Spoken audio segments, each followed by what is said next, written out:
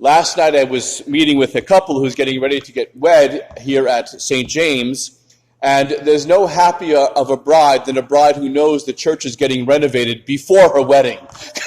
So it was good to see that there was a lot of excitement that the church will be finished for her wedding day.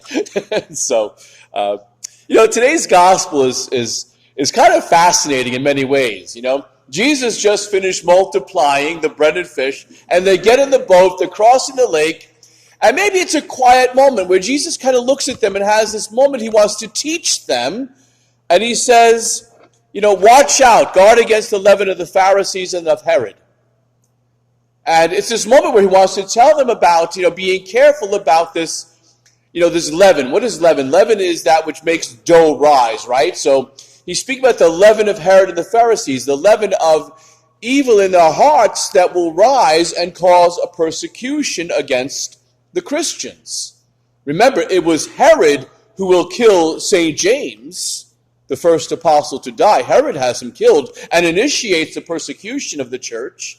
And the Pharisees that leaven in the hearts of pride will rise, and not only will they put our Lord to death, but the Pharisees will arrest the apostles. Peter and John will be arrested and whipped, and then the rest of the apostles will be arrested and whipped before the same Sanhedrin that put Jesus to death.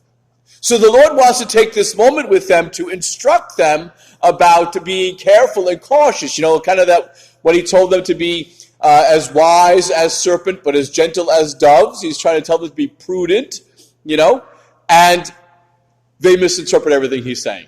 It's such a human moment, right? So Jesus is trying to instruct them to watch out for danger, and they're thinking, is it because we didn't bring bread, that he's saying this? Now, it's kind of funny there as well, because he just finished feeding 4,000 people. They get into the boat, and none of the 12 remembered to bring one of the 12 leftover baskets of bread.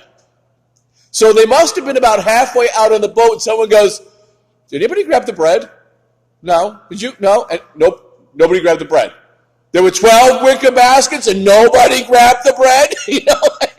There's 12 of us, and not one of the 12 of us thought about grabbing one of the 12 baskets, right?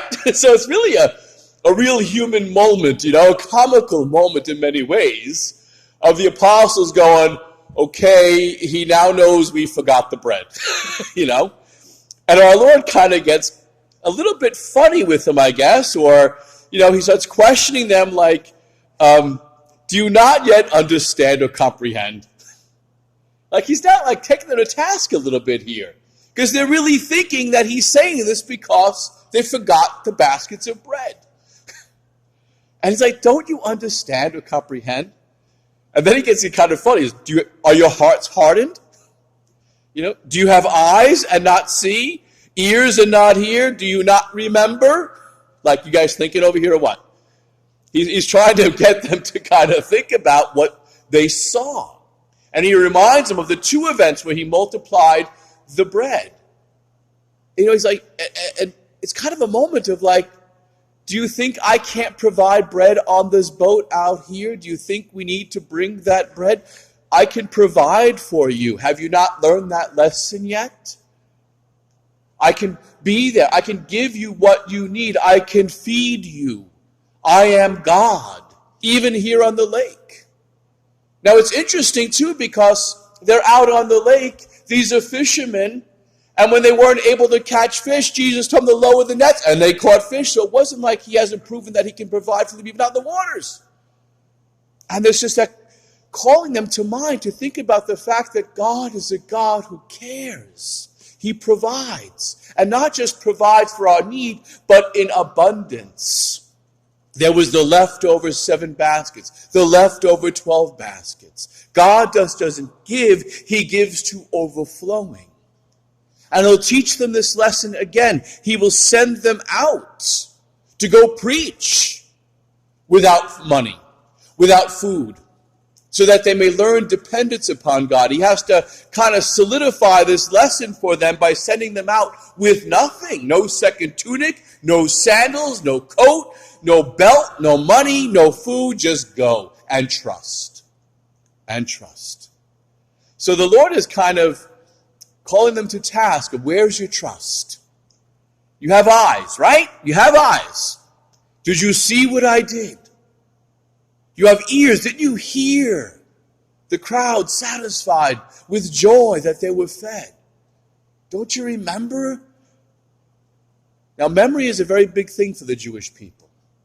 Throughout all the Old Testament, they're being told to remember the things that God had done for them. After they passed through the desert for 40 years, they were instructed to remember.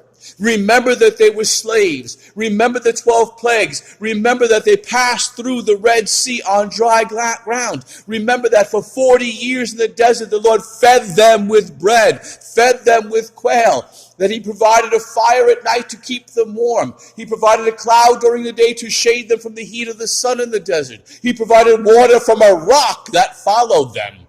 Had to be kind of creepy, this rock following you. But this rock followed them through the desert. It says it in the Old Testament. I guess he's the last guy in the line going like, there's a rock.